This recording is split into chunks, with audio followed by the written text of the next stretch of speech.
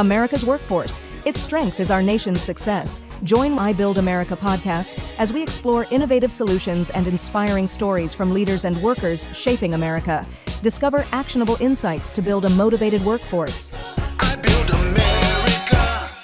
Hello, my name is Lorraine Lane, and I'm with iBuild America podcast. And today I have the distinct honor of interviewing Roxanne Chin, an advocate and champion for the Job Corps program. Welcome, Roxanne. Well, thank you, Lorraine. It's a pleasure to be here. Oh, the pleasure's all mine. I have had the opportunity to know you and work with you over 25 years. Yes. Tell me about how you started. What brought you to Job Corps? How did you find out about this program? It was very interesting. It was a blind ad in a newspaper in 1992. Wow. And it said, an exciting job to change lives. Send your resume to P.O. Box whatever. Are you for real? I am serious. I mailed my resume, snail mail, and I got a call 2 weeks later. Really? Yes. And you've been with the program ever since 1992.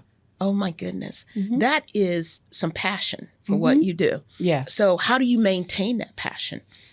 As long as I can see the success of the work that not only that I do, but like people like you do. Thank you. And I see young people with a need, and I'm able to breathe every day, I make it happen. You do. Mm-hmm. You are, I have worked with you in this program when it's been up and down, and you've always maintained that same level of, we got to go get it. Enthusiasm. We got to get it, you know. So with that said, because we've both been on the side of this business where we're hiring people, we're recruiting for professionals to come, and the current generation of employees out there may not see this as a long-term professional career pathway. I've been doing it for a while. You have, and we're at a conference where a lot of us have been engaged in the Job Corps program for 20 plus years. What is it about this program that you can help the next and upcoming center director, next and upcoming counseling manager or counselor to start on an entry level and see their way through this career pathway? Well, you know, the same thing that we do for Job Corps students, showing them the career pathway. You can start off here and go to another level, into another field. If they can see the organizational structure of who we are, and we can create the vision of professional development and growth for careers that are rewarding. Absolutely. And in the service sector, I think that we could change the retention strategy. The other thing is we have got to have fun in the workplace. Absolutely. Life is hard anyway. And as long as we can integrate creativity, innovation, allowing young people who bring talent into the program to bring themselves, open thinking, acceptance, I think there are no limitations. Absolutely. I think it's just showing them the vision that this is a business. It's a big business. I think that I totally agree with you 100%, Roxanne, and I think the impact of having a Roxanne Chin in this program and a Susan Larson or Jeff Barton, that we've been here for a while, it creates this stability and sustainability so that if we can train the next level of leaders through what you said, being innovative and creative and allowing them to bring their own innovation to the table, then this is a sustainable program for years to come. It may change a little bit with career pathways for the students that we provide, but the commitment of people will be just as important today as it is 20 years from now. It is. And I often share with my staff in many of the emails that I send, and when I leave a meeting, I always say thank you for the opportunity to serve. It is a service industry. And so we've got to talk to people who come into the industry about serving. And I believe that if you If you support, you will get it back tenfold, not just personally, but professionally. You can do so many rewarding things. And you know what? People won't really understand what you do, but they'll see it in your spirit, I believe. Absolutely. So let's talk about, you are the vice president at Bizzell Company or Corporation, excuse me, I want to make sure I get that right. And in that role, how has Bizzell aligned itself to the core mission of Job Corps and its sustainability of Job Corps? Because Bizzell's a big company with a long global outreach. Yes, we are a global company, and our mission is transformation. We always say our clients drive real change, and we accelerate it. I like that. Say that again. Our clients drive real change, real life change, and we accelerate it. So whether we're putting freshwater towers in tribes in Africa or villages in Africa, or whether we are fighting Ebola, or whether we're helping villages grow their own vegetables and sauces and shipping them across the world, maybe to Dubai. Job Corps is the same mission. We are helping people become better about who they are. You know, I never say that you've got to be different. You've got to be you. And we're just going to show you a better you, because as time continues to move, you'll get even better. And so it's just like the tree of life. We are about change, sustaining communities that have been overlooked. That is who we are and who we're interested in servicing. So not only globally, but right here in the U.S. Here. How many centers does Bizzell operate We have here? 4. Okay. Long Beach, New Haven, Tulsa, and Guthrie. All right. So you're kind of a little bit everywhere. Yes. And so working with your team with this belief that everyone, you know, whatever changes you're going to make, we're going to help you make those changes, as long as those are changes that are supporting your growth, your career pathway. Yep. So let me ask you this. When you go on a center and you see a young person, what is it about young people today that inspire you? They're hungry. Expound they want to on be just like us. They might see something, I'm wearing a piece of jewelry or a car that I'm driving, and want that. And so that's good. Because they want something. And it's my job to show them options and for them to choose. I can do this, or I want to do this. I want to do that. And we'll show them the can do, the how to win. But I think more importantly, before we even do training, we have to peel back the layers to figure out where some people are stuck emotionally from hurt, pain, whatever it may be. And we have to be sympathetic and empathetic to take them from where they are to where they want to be. And it takes hard work, but it's a repetitive process. And I always say to staff, don't forget, you too were once young. We're not giving a hand out. We're giving a hand up to show them, most importantly, how to win. And that's a basic philosophy I like to teach anyone, whether it's a staff or student. We want you to win. So tell me what winning looks like to you, because it's different for everyone. It is. It is. So with that philosophy, how do you bring that employer along? Because there may be already a belief, oh, this generation doesn't want to, they can't, they're the iPhone generation. How do you bring an employer on board so that they see the wealth of human resources available to them?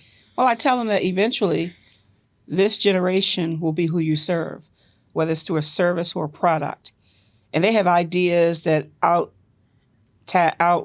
what we're thinking, because we've been doing it for so long. There are new things out there that they know about because they're living it. And so I often share their innovation is critical. Their ideas are so flexible, and we're so this. We do, you and I, we do some great fun things. Right. But there's some young folks out there who take fun to another level. Absolutely. Right? While we're sitting down taking a little break, they're ready to go. So I always share, this is who your new customer will be. You need to get ready to figure out how to tap into, how to service, how to motivate, and how to build your brand around this potential customer. How do you bring that to the employer looking for workers?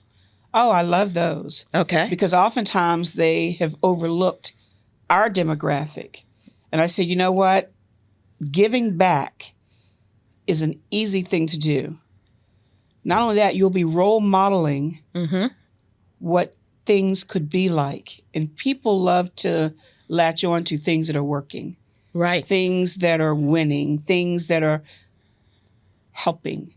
You know, even if they do it just a little, they get to tell the story. Right. I helped this young person who was just coming out of Job Corps. He was homeless at one time. Now look at him. He's making $24 an hour. He's working for me. Soon, he's going to be a manager. Who knows? He could own the company. Absolutely. Yep. You know, we heard a student say, you know, it's being seen by someone that gave me the opportunity. Yes. And so on our centers, we have that opportunity to see students every day. And I don't mean just visually see them, but see that potential. Career pathways, industry leaders, you know, Job Corps has been around, as we said, for 60 plus years now. Yeah. How do you determine at your facilities what's the best industry to offer these young people?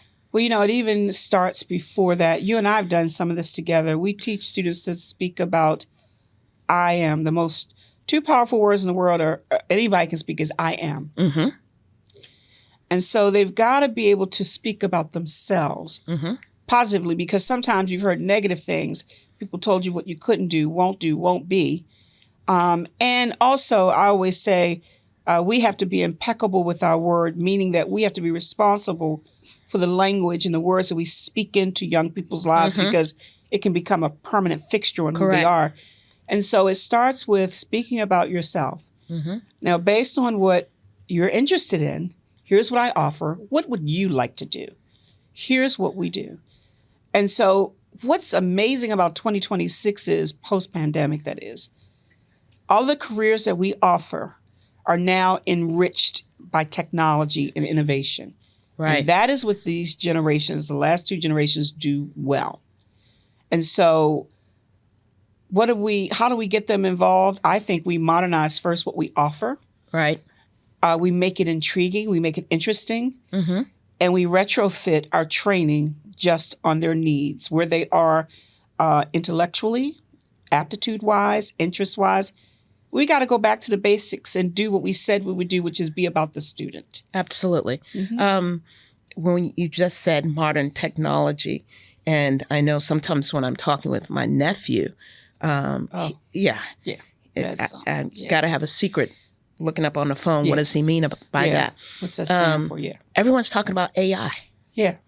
Everyone's talking about AI. And how do we bridge that gap of a program that's 60 plus years old and serving a generation that's a little far advanced in technology? We have to train our staff to know who we're serving first. The curriculum, the subject matter is always going to be there.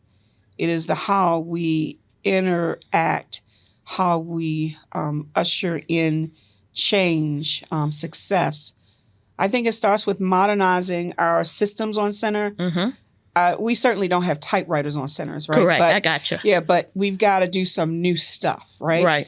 But we've got to even speak differently to the population, because they can go to sleep real quick on you. Right. Right? Right. Or say, oh my God, when is this old person going to be finished talking? Right? Lose them in a minute. Yeah. So, and that's why I keep the gray color, because I try to peel. I'm working on it. I'm working on it. That's okay. That's like a blonde mix. I like that one. But no, I mean, it is really, truly a movement that you got to be serious about from A to Z. And if you do it legitimately correct, you will win. And that is why, honestly, my New Haven Job Corps Center is ranked number 2. Okay. It is innovative. It is meeting young people where they are, but we always say to them, you can do it. You are a winner. I can see you in a cap and a gown before we fit you for one. And so that's why we do things like bring the cap and gown fitting into the first week, because that's hope and inspiration that I was just fitted for a cap and gown. I get to wear it in a year going down the road. Right. And so it is So all I of see my success before I even, when I think there's a saying, if I can see it, I can believe it. Yes. Yeah. So we're bringing it to life. Now I'll tell you this, I can see me, right, looking like Beyonce, but I know it ain't so. But I feel like it when I'm on the dance floor, right? That's real talk. Something, but we got to have a reality two-step, check. I got you. two-step, Okay, I got you. I'm with that. We've got to do those things and got to have fun with the young people. You better if you're going to do this. And I think absolutely. that has a lot to do with why we stayed in this business for so long. So what gives you confidence in the future of Job Corps? There's a need. And that I can still go into a center and have a real discussion of change with a student, and they respond. And I can still go into a center and inspire and motivate a staff to do this thing called Job Corps, which is hard. Mm-hmm. And that's why it's not for the faint at heart. It has to be a passion if you're going to want to. If you want to do this right, the work is too hard just to be there. Right. And But the rewards are great. Oh, yeah. I mean, just to see the transformation that young adults, whether we're talking about the Job Corps program, workforce development, your global outreach in your company, here you're saying, you're putting water towers in the Sudan. I mean, that is just amazing. Mm-hmm. But it is those plants, those little bit of seeds that you're planting, that when you see the bloom, sometimes it's pushing through the stone and sometimes it's pushing through fertile soil. Yes. That's the thing that if we're going to bring the next generation of Job Corps leaders on board is what we want to do. Yep. We got to lay the roots, and roots can push through anything. Yes, they can. Good roots. Mm-hmm. Sound like my grandmother there for a second. All right. So I've got some fill in the blank questions. Sure. This is your rapid fire. Okay. Let's go. The future of Job Corps depends on what? Commitment. Commitment of who, Roxanne? Commitment of staff to keep fighting against poverty, to keep fighting against the lack of opportunity, to keep fighting about forgetting about people. Thank you. What energizes you more, student success stories or employer partnerships? I have to take a 0 on both of those and say the opportunity of what can be, which has not been written yet. Okay. All right. You really got philosophical on me there. Deep, that was deep, Roxanne. I'm impressed. I remember that for myself. I get a T-shirt with that on. Mm-hmm. If you could add a new training program nationwide, what would it be? All Job Corps centers have to have it. What would it be? And workforce development agencies have to incorporate it. I think we need to look at the post-pandemic change. Okay, what would that be? And I think that, as corny as it may sound, for a student being able to go to a computer to see what someone has requested to order and then being able to fill the order, I think is really important. Okay. All right. Now, I'm sorry. I just want to thank you for this, but my fans await me. I do have to, I want to let you know this has been amazing. Well, thank you, Roxanne, for participating in the iBuild America podcast. Yes. We appreciate you. Thank you. Likewise. Thank you. Thank you for listening to the iBuild America podcast. Please subscribe, share, and comment, and be sure to join us next time for more insights and inspiring conversations on building a powerful American workforce. iBuild America, building workforce success one podcast at a time. I build America.